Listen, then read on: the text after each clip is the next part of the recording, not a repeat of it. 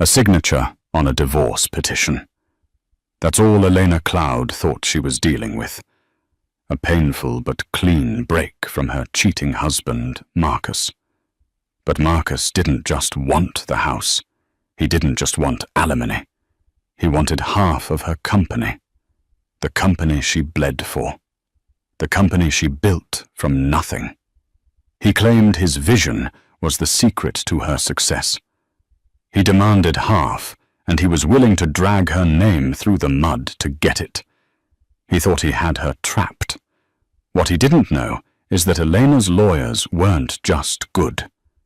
They were sharks, and they were about to turn a private settlement hearing into a public execution.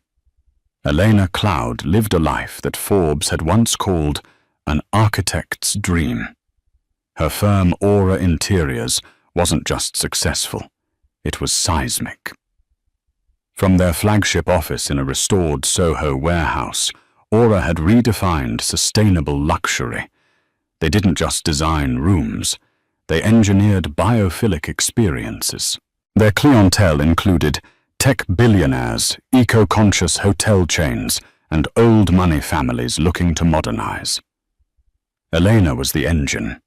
She was the one who 10 years ago had sketched her first designs on a coffee shop napkin, taken out a crippling loan, and personally sourced reclaimed lumber from a 19th century barn. She was the one who spent nights agonizing over material tensile strength and negotiating with artisans. And by her side for the last 7 years was Marcus Thorne. Marcus was by all accounts the perfect husband. Devastatingly handsome, effortlessly charismatic, he was the velvet glove to her steel fist. He'd joined Aura 3 years into its journey, taking the title of Director of Business Development. In truth, his job was to be charming. He attended galas, networked at golf tournaments, and was the handsome face quoted in lifestyle magazines. Elena handled the operations, the design, and the soul of the company. Marcus handled the champagne. Their power couple image was flawless.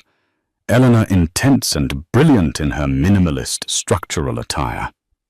Marcus relaxed and dapper with a smile that could disarm a hostile board.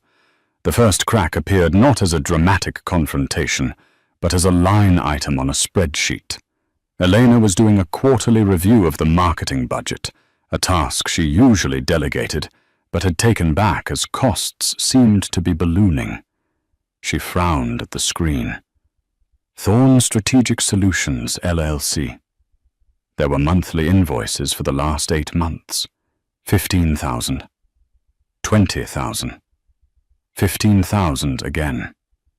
The description was always the same: strategic market analysis and outreach. She didn't remember approving this vendor. "Hey, David," she called out to her CFO, who was walking past her glass-walled office. "You ever heard of a Thorne Strategic Solutions?" David paused, adjusting his glasses. "Thorne, I assumed it was one of Marcus's groups. The invoices are all approved by him. They come in like clockwork on the 28th. "Get me the incorporation papers for that LLC," Elena said, a cold knot forming in her stomach. "And all the paid invoices. Now." An hour later, the papers were on her desk. Thorne Strategic Solutions, LLC, was a Delaware corporation, registered 10 months prior. The sole signatory and owner, Marcus Thorne.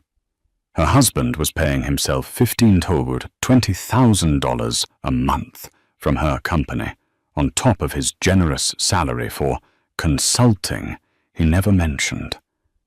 She felt the blood drain from her face. It was embezzlement. It was a betrayal. But it wasn't the betrayal. Not yet. That night, she didn't go home to their shared brownstone. She went to the Ludlow Hotel, checking in under her assistant's name. She needed to think. This was a legal matter, not just a marital one. But her hands were shaking. She had to know. She opened her laptop and accessed the company's travel and expense platform. She pulled up Marcus's recent business trip to Chicago, a conference on future-facing brand synergies. The hotel folio was from the Peninsula. Standard. Flights. Standard. But then the receipts. Room service for 2 every morning. A spa receipt couples deep tissue massage. A dinner receipt from Alinea for $1,200 with a handwritten note on the bottom from the maitre d'. So lovely to host you and Miss Jensen again. Mr. Thorne, congratulations on the new venture. Miss Jensen. Elena's mind flashed.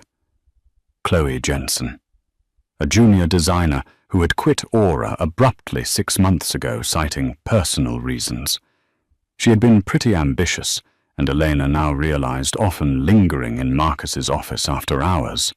It wasn't just embezzlement. He was using company money to fund an affair. When she finally confronted him the next day, in their pristine white marble kitchen, he didn't even have the decency to look ashamed. He was pouring an espresso, his back to her. She laid the hotel folio on the counter. "Alinea," she said, her voice dangerously quiet. "I hope the congratulations were worth $1,200 of my company's money."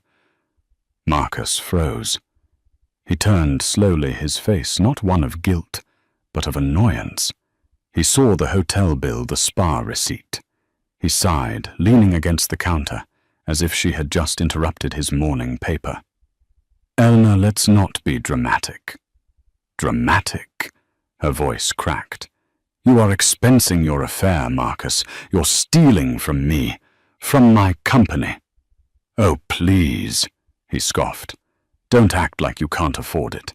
And besides, Chloe, she understands the pressure I'm under, which is more than I can say for you lately."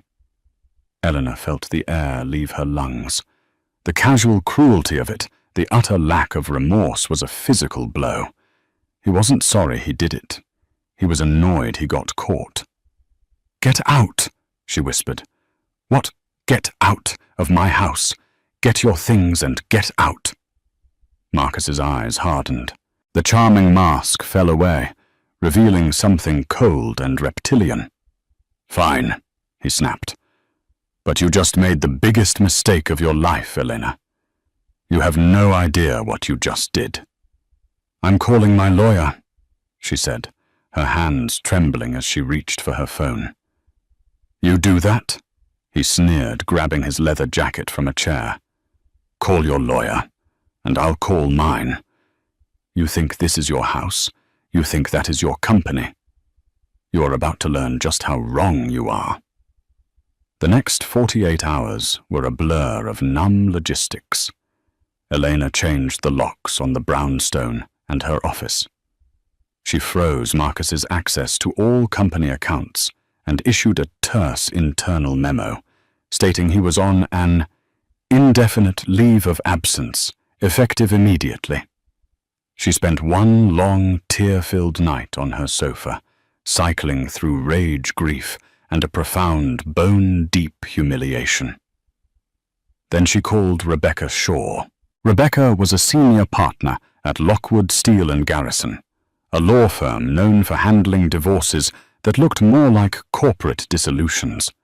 She was sharp, impeccably dressed, and possessed zero patience for emotional fluff. "He stole from the company, Elena," Rebecca said, peering over her glasses in a glass-walled conference room overlooking Bryant Park. "That's wire fraud. It's embezzlement. We don't just have grounds for divorce. We have grounds for a criminal referral, in a divorce that gives us all the leverage." "I don't want to send him to jail," Elena said, her voice small. I want him gone. I'll be fair with the assets. The brownstone, the art, the savings. He can have half of everything we shared. But Aura is mine." "Of course it is," Rebecca said, making a note. "You are the sole founder.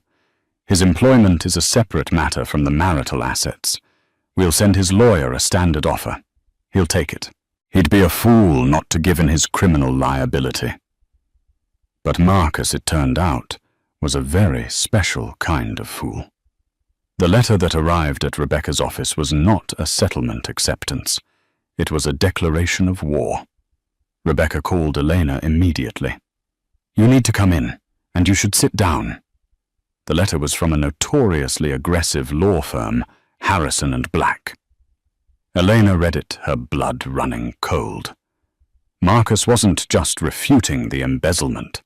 He was denying it, calling the Thorn Strategic Solutions a pre-approved executive compensation fund that Elena had verbally authorized.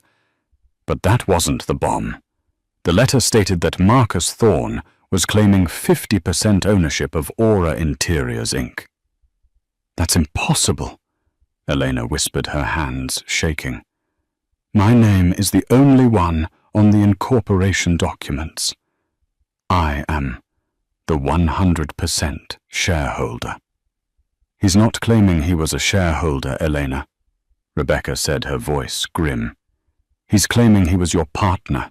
He's claiming that Aura Interiors was built not just on your design work, but on his strategic vision, brand development, and sweat equity. He's claiming that you had a verbal agreement from the beginning to be equal partners, and that you fraudulently filed the incorporation papers in your name alone." Elena stared at her. He lied. He wasn't even there in the beginning. I was eating ramen noodles and sleeping in the office. He showed up 3 years later. "He's prepared for that," Rebecca said, turning the page. "He claims his initial contributions were the conceptual framework for the brand, and that his later networking has transformed the company from a small workshop into a global brand. He's attached a list of every client he ever had lunch with as proof of his contribution." It was insane. It was a fantasy. It was a lie so audacious that Elena almost laughed. "No court will ever believe this," Elena said, standing up. "It's absurd." "It's not absurd, Elena. It's a shakedown." Rebecca countered, her tone urgent. "He's not trying to win in court. Not really. He's trying to force your hand. He knows that a public, ugly lawsuit claiming the founder of Aura Interiors defrauded her partner will be catastrophic for your brand. It'll spook investors. It'll rattle clients." Elena's phone buzzed. It was her head of PR. "Don't answer it," Rebecca ordered. Elena looked at the screen. The preview text was frantic. "Elena, a reporter from the New York Post, is asking for comment on a pending lawsuit from Marcus Thorn. What is going on?" Elena's legs gave out. She sank back into the chair. "He leaked it," Elena whispered, horrified. "He already leaked it. He's not just trying to get paid, Elena," Rebecca said, her eyes now flinty. "He's trying to burn your company to the ground unless you give him what he wants. This isn't a divorce anymore. This is a hostile takeover.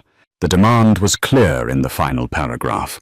Marcus would graciously drop his 50% ownership claim and the fraud lawsuit in exchange for a one-time cash settlement of $50 million. $50 million. It was a figure designed to cripple her. "He's insane," Elena breathed. "He's not insane," Rebecca said, closing the file. "He's evil, and he thinks he's smarter than you. Our job is to prove him wrong. But this is going to be a war, and it's going to be public."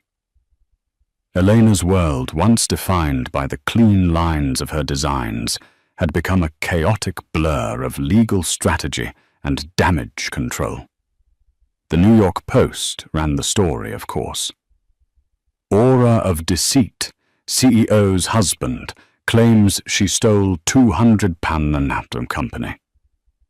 The article was dripping with quotes from a source close to Mr. Thorn, painting Marcus as the unsung visionary and Elena as a coldly ambitious operator. The fallout was immediate. 2 high-profile clients put their projects on hold. Her investors, a private equity group from Boston, called an emergency board meeting. "This is a PR nightmare, Eleanor," said Daniel Levine, the fund's manager. "A public fight about the company's very founding. It makes us look unstable. Settle it. Give him the $50 million. It's a rounding error compared to losing the brand's reputation." "It's not a rounding error to me," Elena said, her voice steely. "It's extortion. I will not pay him $1 for a lie. He's a thief who I happen to be married to." "Be that as it may, his story is gaining traction," Daniel warned. "Fix it, or we will be forced to re-evaluate our position." She hung up, shaking with rage. She was being attacked by her husband and now abandoned by her partners. She stormed into the war room at Lockwood, Steel and Garrison. Rebecca had commandeered a conference room, its walls now covered in whiteboards, detailing Marcus's claims, his networks, and his known associates. "He's winning," Elena said, throwing her bag on the floor. "He's poisoning my board." "He's loud," Rebecca corrected, not looking up from a file. "There's a difference. Right now, he's all offense. We've been on defense. It's time to change that." "How?" "We can't prove a negative. I can't prove we didn't have a verbal agreement 10 years ago." "It's his word against mine." "No," Rebecca said, finally looking up. "His word is against his actions. He's built his entire case on the idea that he was the strategic mastermind, so we're going to find out what this mastermind was actually doing." She pointed to a junior associate. "Tell me about his company calendar for the last 2 years." The associate, a young man named Ben, cleared his throat. "It's thin, Ms. Shaw. Very thin. He's got networking lunch blocked out almost every day from 12 to 3. He has golf outings, galas. But in terms of actual internal strategy meetings, he cancelled 70% of them. When he did attend the minutes show, he tabled discussion on most key items." "He was lazy," Eleanor muttered. "He was performatively busy," Rebecca said. "But that's not enough. We need something hard, something that proves his motive wasn't sweat equity. It was malice. Elena, you mentioned he was expensing an affair." "Yes, Chloe Jensen, a former designer." "Find her," Rebecca ordered Ben. "But the real gold, it's that LLC, Thorn Strategic Solutions. He thinks he's so smart calling it executive compensation. But if he was just paying himself, it's a civil matter. It's marital waste. But if he was paying someone else, that's a conspiracy." Rebecca picked up the phone. "Get me Sarah at Kroll," she said to her assistant. Kroll was the most feared corporate investigations firm in the world. "Tell her I have a high-priority forensic accounting and digital investigation. I want a full deep dive on Marcus Thorne and his little LLC. I want every bank transfer, every email he ever sent from a company server, every text, every keycard swipe. I want to know where he was, who he was with, and what he was spending your money on, Elena. Every single cent." Rebecca hung up and turned to Elena. "He wants to play this in public fine. He thinks he's a visionary. We're about to give the world a very clear vision of exactly who Marcus Thorne is." The investigation began. It was a quiet, methodical dissection of Marcus's life. While Marcus was giving smug, no-comment interviews to Page 6, the Kroll investigators were pulling data from Aura's servers. 2 weeks later, the call came. "We have it," Sarah from Kroll said. "It's bad, Rebecca. It's worse than you thought." While Rebecca's team dug, Marcus escalated his public assault. He was a natural at playing the victim. He gave an exclusive, tearful interview to a high-profile morning show, the the kind that specialized in human interest stories. I loved her," he said, his voice catching. He was wearing a simple dark sweater, looking earnest and heartbroken. "And I loved that company. I put my soul into it. I brought in the first major clients. I crafted the brand story. Aura was my idea. And when our marriage got rocky, she just locked me out. She erased me." The host, a woman with a famously sympathetic demeanor, looked horrified. "So you're saying she's trying to cut you out of the company you built together?" "I just want what's fair," Marcus said, wiping a non-existent tear. "I'm not a monster. I just want her to honor the promise she made to me all those years ago, that we were partners in everything." The narrative was devastatingly effective. Elena, the brilliant but cold CEO, was now being painted as a corporate monster who would even defraud her own husband. At justice. For Marcus began trending, albeit briefly, on Twitter. Aura's Instagram comment sections were a war zone. Elena was a prisoner in her own home. Paparazzi waited outside her brownstone. Her employees were nervous, their faith in her shaken. "He's brilliant at this," Eleanor spat, watching the interview on her laptop from Rebecca's office. "He's lying. He's lying so beautifully." "He is," Rebecca agreed, unimpressed. "He's committing to the role. He thinks this public pressure will force you to settle before we ever get to discovery. He's counting on you being a businesswoman who will cut her losses. He's not prepared for you to be a fighter." "What he's doing, is it legal?" Elena asked. "Defamation. It's a divorce proceeding, Elena. The gloves are off. He can say he felt like a partner. He can say he believes he was defrauded. It's all subjective, until we introduce facts." At that moment, Sarah, the lead investigator from Kroll, was buzzed in. She was carrying a locked, hard-sided briefcase. "You'd better sit down for this," Sarah said, placing the briefcase on the table and clicking it open. She pulled out a thick, spiral-bound report. "This is the full forensic analysis of Thorn Strategic Solutions, LLC," Sarah began. "We're going to start with the money." She opened the report. "As we knew, Marcus was wiring 15 out of 20Ks a month from Aura's marketing budget to his LLC. We followed that money. He wasn't just paying himself. He was using it as a personal slush fund. Trips, dinners, watches, the affair with Chloe Jensen. We have receipts for a $20,000 Cartier bracelet and a 6-month lease on a luxury apartment in Tribeca, all paid for by the LLC. So he was funding his affair," Elena said, her stomach twisting. "We knew that." "Yes," Sarah said, "but that's not the story. The story is what else he was doing. He wasn't just spending the money. He was investing it." Rebecca leaned forward. "Investing in what?" "A new company," Sarah said, turning the page. 2 months ago, a new design firm was incorporated in New York. It's called Echelon Designs. It has a new office leased in Dumbo. It has branding. It has a website currently in development." Eleanor felt a cold dread creep up her spine. "Echelon Designs. Guess who the sole owner is?" Sarah said, pointing to a line. "A holding company. And who's the owner of that holding company? Chloe Jensen, the mistress." Elena was confused. "So, he was setting her up in business?" "No," Rebecca said, her eyes wide as she read ahead. "He was setting himself up. He was using her as a front." Sarah nodded. "Exactly. Marcus was funding this new company, Echelon, with the money he was embezzling from your company. But it gets worse. He wasn't just building an office. He was stealing your business."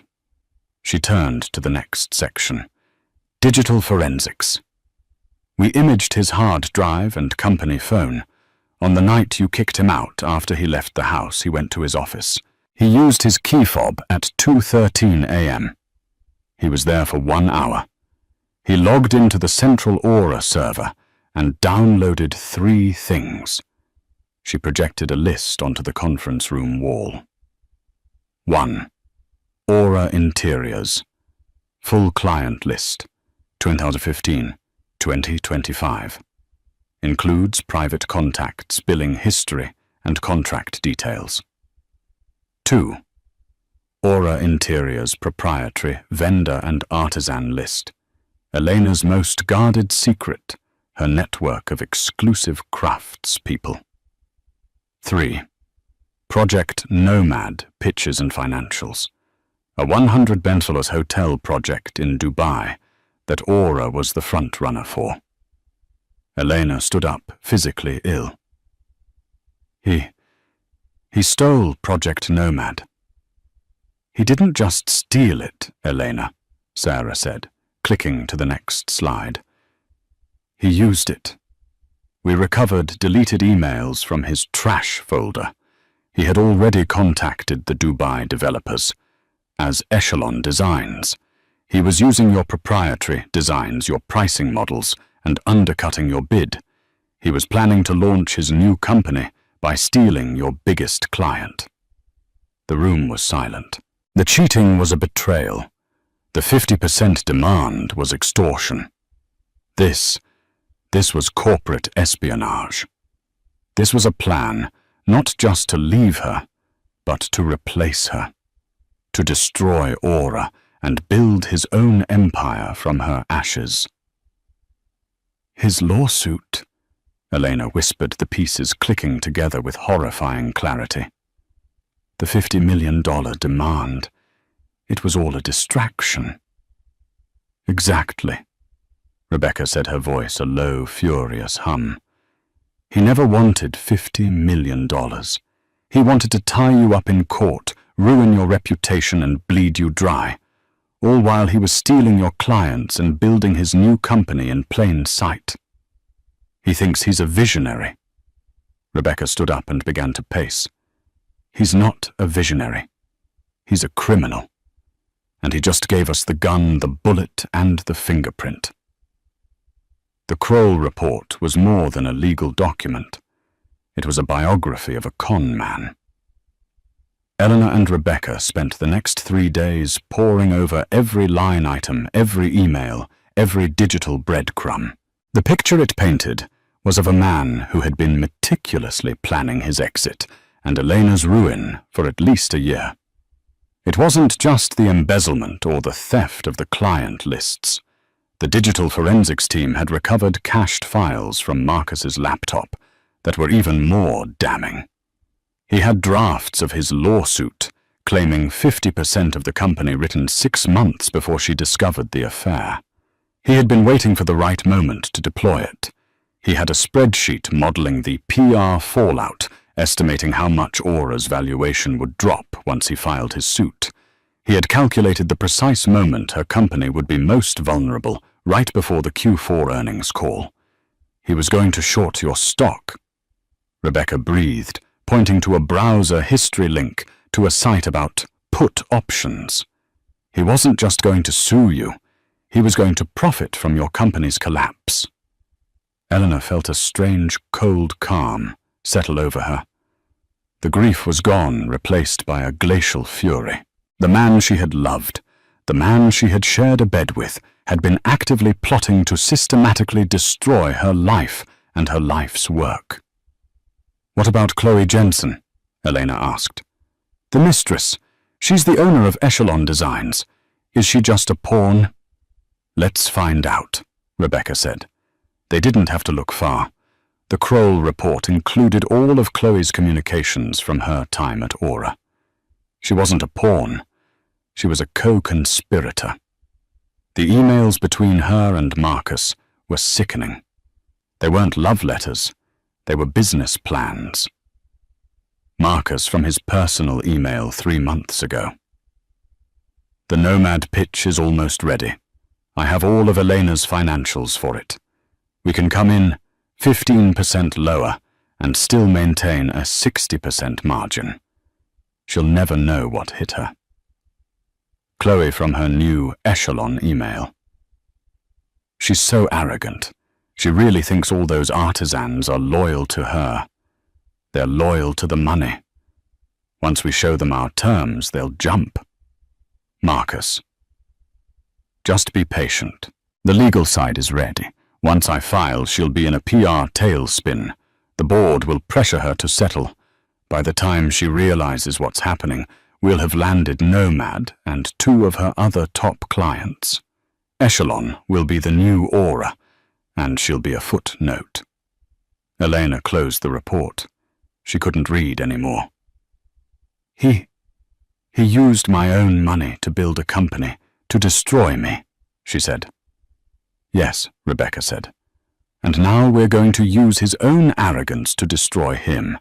His entire plan hinges on one thing, that you'll be scared of a public fight. I was, Elena admitted. But that was when I thought it was a divorce. This is a war for my company's survival. Good. Rebecca smiled, a thin, dangerous smile. Because his lawyer, Mr. Harrison, has been insufferable. He's demanding a mandatory settlement arbitration. He thinks he can get us in a room, scream about verbal agreements and public humiliation, and walk out with a $50 million check. What does that mean, arbitration? It's a formal hearing, but outside of court. It's meant to be faster, less public, Rebecca explained. But Harrison, in his infinite wisdom, is demanding a transparent process. He's insisting on a media pool. He wants reporters in the room. Elena paled. He wants to do this in front of the press. He's an idiot, Rebecca said almost gleefully. He thinks he's directing a movie where he's the hero. He wants to publicly shame you into submission. He wants the Wall Street Journal to report on his powerful testimony about being the man behind the brand. Rebecca leaned across the table. And we are going to give him exactly what he wants. We are going to accept the arbitration. We will agree to the press pool. We will let him invite every reporter he can find. Rebecca, are you insane? Elena said. We'll be slaughtered. No, Rebecca said, tapping the Kroll report. He's bringing a knife to a gunfight. We're bringing a nuclear bomb. He thinks the subject of the hearing is marital assets and partnership claims. He has no idea that the real subject is grand larceny, wire fraud, and corporate espionage. We don't just refute his claim, Elena. We end him. Publicly. We let him build his entire gallows, and then we calmly hand him the rope. The week leading up to the arbitration was the longest of Eleanor's life. On Rebecca's strict orders, they said nothing. They issued a simple no comment to all press inquiries. Marcus, meanwhile, was on a victory tour. He was seen having celebratory dinners at Carbone, looking every bit the triumphant wronged man. His lawyer, Harrison, was just as loud, telling legal journals that he was supremely confident that his client's foundational contributions to Aura Interiors would be recognized. The narrative was set. Eleanor the Ice Queen was being forced to the table to face the man she had betrayed. Rebecca's team, meanwhile, was working with surgical precision. They didn't file a countersuit. They didn't leak the Kroll report. They held everything back. Instead, Rebecca filed a single motion with the arbitrator. We request full audio-visual capabilities in the conference room, including a high-definition projector and screen for the purposes of a multimedia presentation of our evidence. Harrison Marcus's lawyer readily agreed.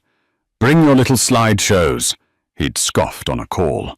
It won't change the facts. Oh, it will, Rebecca had whispered to Elena after hanging up. The night before, Elena couldn't sleep. What if he denies it? She asked Rebecca in a late-night call. What if he says we fabricated the emails? What if he just lies? Elena. Rebecca said, her voice firm. He's a narcissist. His greatest weakness is his belief that he's the smartest person in any room. He is coming tomorrow to perform. He is not prepared to be defended. He's not expecting an attack. He's expecting an audience. We're not just going to present evidence. We're going to present a timeline, a story, his story. And by the time he realizes what's happening, it will be too late. Get some sleep. Tomorrow you just need to do one thing. What? Look him in the eye while we do it. The morning of the arbitration, the lobby of the JAMS Mediation Center in New York was a zoo. Reporters, business, journalists, and even a few TV cameras were crammed into the waiting area. Marcus arrived like a star. He wore a $10,000 Tom Ford suit, his hair perfect. He smiled gravely for the cameras holding up a hand. Today we are just hoping for the truth to come out. That's all we've ever wanted. Elena and Rebecca arrived 5 minutes later. They walked through the media gauntlet without a word. Elena's face pale, but set Rebecca looking utterly composed. They entered the large oak-paneled conference room. At the head of the table sat the arbitrator, a retired federal judge. On one side, Marcus and his legal team, Harrison and Black. On the other, Eleanor Rebecca and 2 junior associates from their firm, who were quietly setting up a laptop and projector. Mr. Harrison, the arbitrator began, you requested this hearing. Your opening statement, please. Harrison stood. He strutted. For 20 minutes he laid out Marcus's case. He was poetic. He used phrases like the silent visionary and the architect of the brand. Marcus Thorne, he boomed, was the soul of Aura Interiors. Elena Cloud may have been the hands, but he was the heart. And for his years of vision, his tireless networking, his sweat equity that transformed a hobby into an empire, he is owed his rightful share. 50%. We have documents, emails, and Mr. Thorne's own testimony to prove his foundational role. Marcus looked on the picture of wounded dignity. Thank you, Mr. Harrison, the arbitrator said. Sure. Your response. Rebecca stood up. She buttoned her jacket. Thank you, Your Honor. Mr. Harrison is correct about one thing. We are here today to discuss Mr. Thorne's foundational role in this company, and to that end, we're glad he invited the press. We believe in full transparency. She nodded to her associate. The projector hummed to life. Mr. Harrison has painted a picture of his client as a partner. We'd like to paint a different picture, a picture of a parasite. Harrison leaped to his feet. Objection. That is inflammatory and unprofessional. It is a fact, sir, Rebecca said, her voice slicing through the room. And I have the receipts. The first slide appeared. It was a simple logo, Thorne Strategic Solutions. LLC Marcus, who had been leaning back in his chair, suddenly sat bolt upright. His confident smirk wavered. We'd like to begin, Rebecca said, by examining just what Mr. Thorne's sweat equity was really purchasing. The conference room at the JAMS Mediation Center was an arena, and everyone knew it. The air was thick with the scent of expensive wood polish, stale coffee, and raw, palpable tension. At the head of the long, polished mahogany table sat the arbitrator, Judge Harrison. No relation to Marcus's lawyer, a retired federal judge, whose face was a mask of bored neutrality. On the left side of the table, Marcus Thorne sat like a king holding court. He was leaned back, one arm casually draped over his chair, his Tom Ford suit perfectly tailored. He looked for all the world like a man who was about to be handed a 9-figure check. His lawyer, Adrian Harrison, was all bluster and confidence, shuffling papers with a theatrical flourish.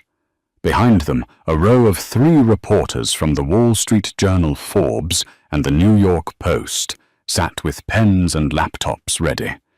This was the audience Marcus had demanded. On the right side, Eleanor Cloud sat with a posture of rigid steel. Her face was pale, her hands clasped so tightly on the table, her knuckles were white. Beside her, Rebecca Shaw was a picture of calm. She was meticulously, almost slowly, arranging 3 files and a water glass. Her junior associates Ben and another young lawyer were finalizing the connection from their laptop to the large 80-inch screen on the wall. "Mr. Harrison," the arbitrator began, his voice a dull monotone.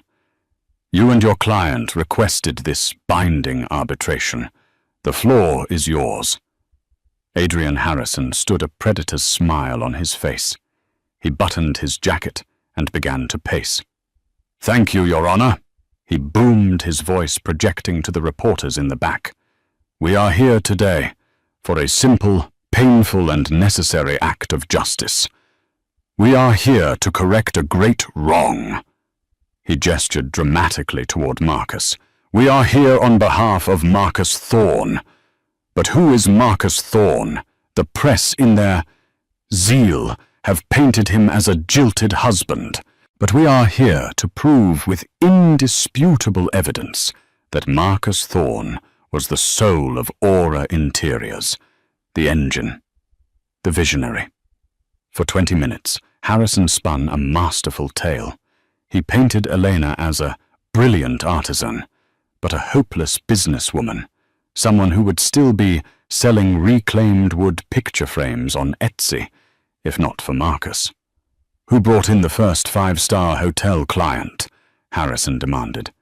"Marcus Thorne, who crafted the brand narrative that Forbes and Architectural Digest fell in love with Marcus Thorne, who networked for 7 years, sacrificing his own ambitions to build her name, Marcus Thorne." He spoke of the verbal agreement, the partnership of minds and hearts, the sweat equity that could not be measured in timesheets, but in results. And what was his reward? Harrison's voice dropped. What happened when this brilliant, tireless man was finally burned out from building his wife's empire? He was discarded, locked out, and his contribution, his foundational 50% stake in the company he built, was erased, labeled a fantasy. We are here today to make that fantasy a $200 million reality. We are here for what is his. He sat down to a profound, heavy silence. Marcus looked smug, nodding gravely at the arbitrator as if to say, "See simple." The Post reporter was already typing a headline. "Thank you, Mr. Harrison," the arbitrator said, turning. "Ms. Shaw, your response?" Rebecca Shaw stood. She did not pace. She did not raise her voice. She simply stood, a small, dark-clad figure in a room full of male egos. "Good morning, Your Honor," she said, her voice crisp and clear. "Mr. Harrison is correct about one thing. We are here today to discuss Mr. Thorne's contributions. We are here to talk about his vision and his tireless work. And we are so grateful he invited the press." A flicker of annoyance crossed Harrison's face. This wasn't the opening he expected. "Mr. Harrison has painted a picture of his client as a partner," Rebecca continued. "We'd like to paint a different one, a picture of a parasite." "Objection!" Harrison leaped to his feet. "That is inflammatory, unprofessional, and outrageous. She is slandering my client." "It is a statement of fact, Mr. Harrison," Rebecca said, her voice slicing through his bluster. "And unlike you, I've brought my receipts. Ben, the first slide, please." The 80-inch screen, which had been dark, hummed to life. It displayed a single, simple, sterile logo. Thorne Strategic Solutions, LLC Marcus, who had been leaning back, suddenly sat upright. His confident smirk wavered, replaced by a shadow of confusion. He glanced at Harrison, who looked equally baffled. This wasn't part of their presentation. "This," Rebecca said, picking up a laser pointer, "is Thorne Strategic Solutions, an LLC incorporated by Mr. Thorne 10 months ago. He has claimed in prior documents that this was a pre-approved executive compensation fund, a vehicle for his salary and bonuses." "And so it is," Harrison said, still on his feet. "This is a simple corporate structure. It's perfectly legal." "It is a corporate structure," Rebecca agreed, her voice dangerously pleasant. "But its purpose was anything but legal. Mr. Thorne, you see, was using this LLC to defraud his wife's company. He was using his executive authority to approve invoices from this vendor, a vendor owned 100% by himself." She clicked to the next slide. It was a wire transfer. "Payer Aura Interiors, Inc. Marketing Dept. Payee. Thorne Strategic Solutions. LLC. Amount. $15,000. Memo. Strategic Consulting. Q1. Click. Payer Aura Interiors, Inc. Marketing Deputy. Payee. Thorne Strategic Solutions. LLC. Amount $20,000. Memo. Brand Outreach and Synergies. Click. Click, click, for 10 months, a total swaho, Rebecca stated, of $195,000, not compensation. Embezzlement. Marcus's face had gone from tan to a sickly pale grey. He was no longer looking at the arbitrator. He was staring at the screen. "A simple marital asset dispute," Harrison tried again, but his voice was strained. He was paying himself from the marital pot.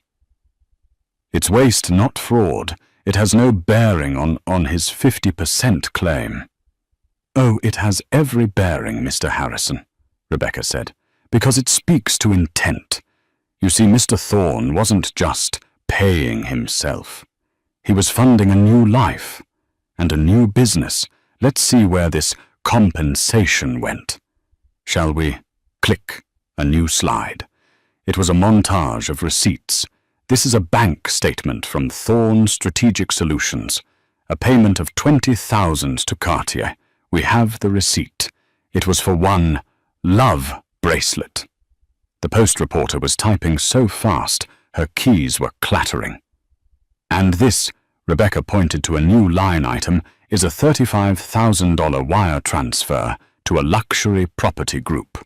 It was the 6-month prepaid deposit on a 2-bedroom apartment in Tribeca. An apartment, I might add, that Ms. Cloud has never set foot in. Marcus's mask of charm was gone.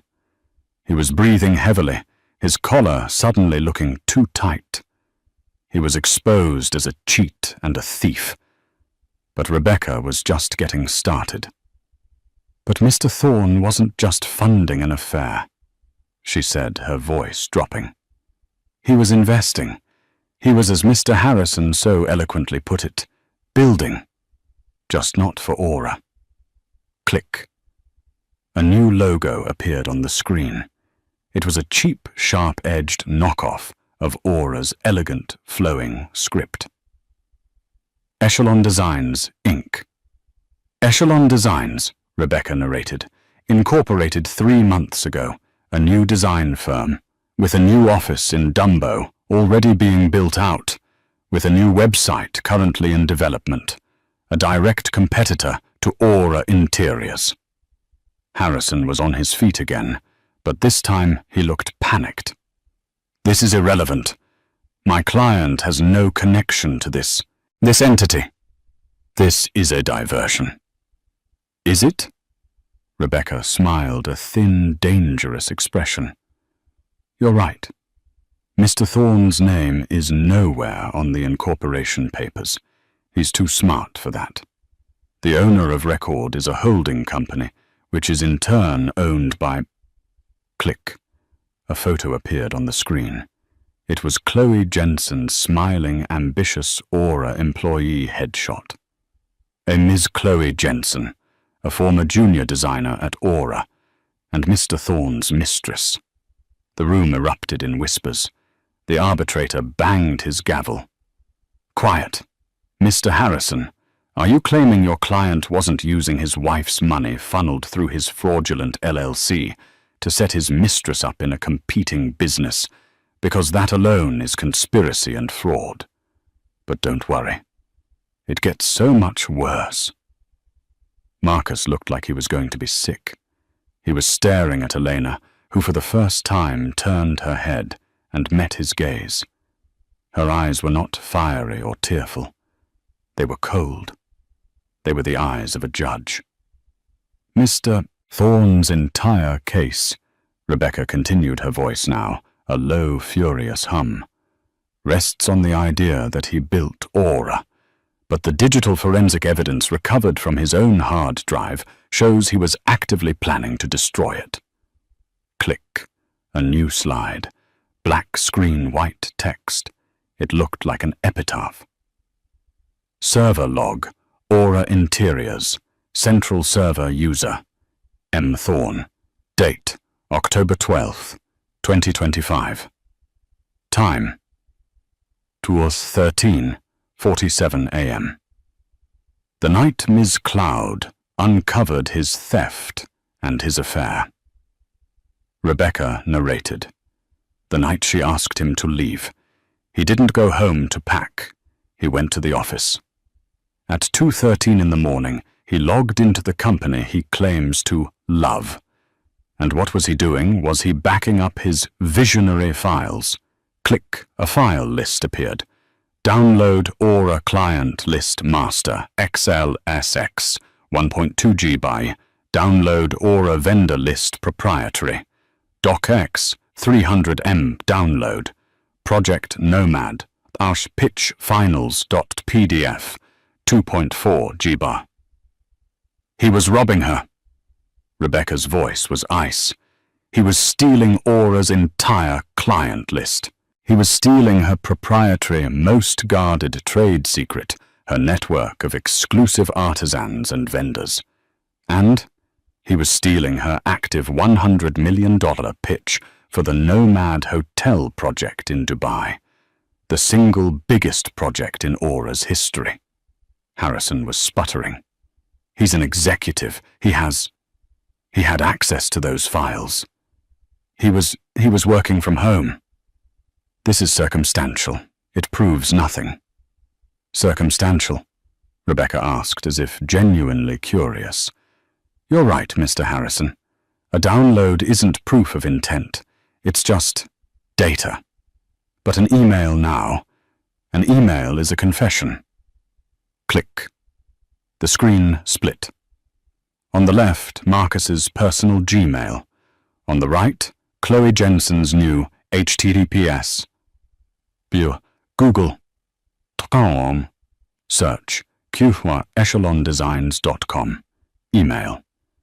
The text was large enough for everyone in the room to read. From mthorne, g6@gmail.com to Chloe. Jensen at HTTPS. www.google.com/search echelondesigns.com. Subject. Here we go. It's done. I have everything. The full client list and all of Aura's pricing models. Attached is the complete Nomad pitch. All of Elena's financials, her design specs. We can come in 15% lower and still clear a 60% margin.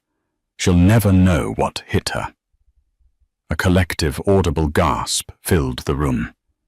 The arbitrator, Judge Harrison, took off his glasses, polished them, and looked at Marcus with a new, profound, and utter disgust. Marcus Thorne was no longer a man. He was a bug under a microscope. He had slumped so far down in his chair, he was almost under the table, his face buried in his hands. "But wait," Rebecca said, twisting the knife. "There's more." Clicks. Chloe's reply. "Amazing. She's so arrogant, thinking those artisans are loyal to her. They're loyal to the money. When do you pull the trigger on the lawsuit? The reporter's head snapped up. The lawsuit click, Marcus's reply, the final nail, the epitaph for his entire life. Next week, the PR fallout will have her spinning. The board will be screaming to settle. By the time she realizes what's happening, we'll have landed Nomad. Echelon will be the new aura, and she'll be a footnote, a dinosaur. Rebecca Shaw hit the button on her remote. The screen went black. The room was plunged back into the harsh, normal light of the conference room. The performance was over. The silence was absolute, heavier than stone. Rebecca walked calmly back to her seat. "This," she said, her voice resonating in the quiet, "is Mr. Thorne's sweat equity. This is the vision he's demanding 50% for. He's not a partner. He's a parasite. He's not a visionary. He's a thief." She turned from the screen to face Marcus's lawyer directly. His entire lawsuit, his $50 million demand, his disgusting, calculated smear campaign against his wife. It was all a distraction, a smoke screen, a piece of theater designed to tie Ms. Cloud up in public litigation, destroy her reputation, and tank her company's value, all while he and his mistress stole her clients, her trade secrets, and her biggest projects from under her nose. Adrian Harrison had collapsed into his chair. He was ashen. He was looking at his client with a mixture of horror and fury. He had been lied to. He had been made a fool of publicly.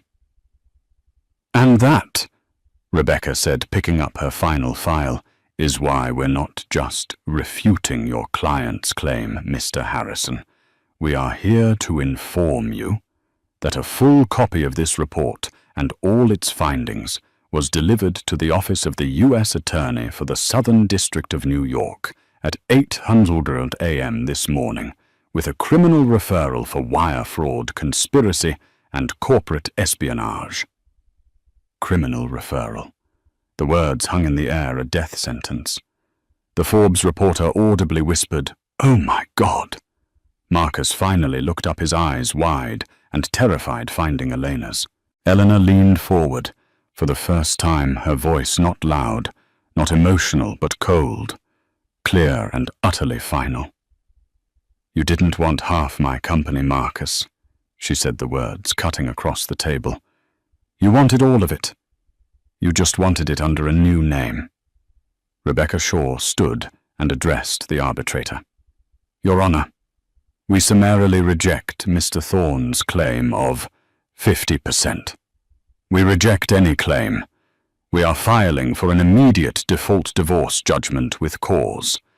Furthermore, Aura Interiors is filing a civil suit against Mr. Thorne and Ms. Jensen jointly and severally for $75 million in damages, plus full restitution for the embezzled funds." She placed her file on the table and looked at Marcus Thorne. A man completely broken, his life in ruins. He demanded half. He will be fortunate to leave this marriage with his freedom. Rebecca nodded to her team. She closed her briefcase with a quiet, definitive snap. "We are done here." The scene outside the arbitration center was chaos. Marcus Thorne, the man who had arrived as a sympathetic victim, was now a cornered animal. Reporters swarmed him, shouting questions. "Mr. Thorne, did you commit wire fraud? Were you building a new company with stolen money? Is the U.S. Attorney's Office investigating you?" He said nothing, his face ashen. He shoved his way through the crowd, Harrison pulling him toward a waiting car. He was no longer the charismatic visionary. He was a common criminal exposed in the most public way imaginable. The headlines the next day were brutal. Forbes ran aura of a con CEO husband's 50% demand, revealed as corporate espionage plot. The Post changed its tune, the husband who stole Christmas and a client list. The story was no longer a he said, she said. It was a he did, and she had proof. The fallout was swift and total. The legal case. The arbitrator threw out Marcus's claim immediately. The divorce was granted on grounds of fraud and adultery. Marcus received nothing. No house, no art, no savings. In fact, what assets he had were frozen, pending the outcome of Aura's $75 million civil suit. The criminal case, Marcus and Chloe Jensen were both indicted by the U.S. attorney. Faced with the mountain of evidence from the Kroll report, they both pleaded guilty. Chloe for conspiracy received probation. Marcus for wire fraud, embezzlement, and conspiracy was sentenced to 36 months in federal prison. The business Elena's board of investors, who had been so quick to doubt her, were now falling over themselves to apologize. Daniel Levine, the fund manager, sent a congratulatory and deeply apologetic case of expensive wine. Elena sent it back. She held an all-hands meeting at Aura. She didn't gloss over the details. She laid out the betrayal, the theft, and the fight. "We were wounded," she told her team, her voice echoing in the large studio. "But we were not broken. The part of this company that was rotten has been cut out, and we are stronger for it." Her team gave her a standing ovation. Project Nomad, impressed by her decisive action and horrified by Marcus's attempt to defraud them, signed an exclusive 10-year contract with Aura Interiors. The company's valuation, which had dipped, soared to new heights. Elena Cloud stood in her office looking out over Soho. It had been the worst 6 months of her life. She had been betrayed, humiliated, and nearly destroyed. But in the end, the very trap Marcus had set for her, the public stage, the media, the pressure had been the tools of his own undoing. He had demanded, half convinced of his own genius. Now he had nothing but a prison cell. She had lost a husband, but she had saved her company, and she had reclaimed something even more valuable, her name.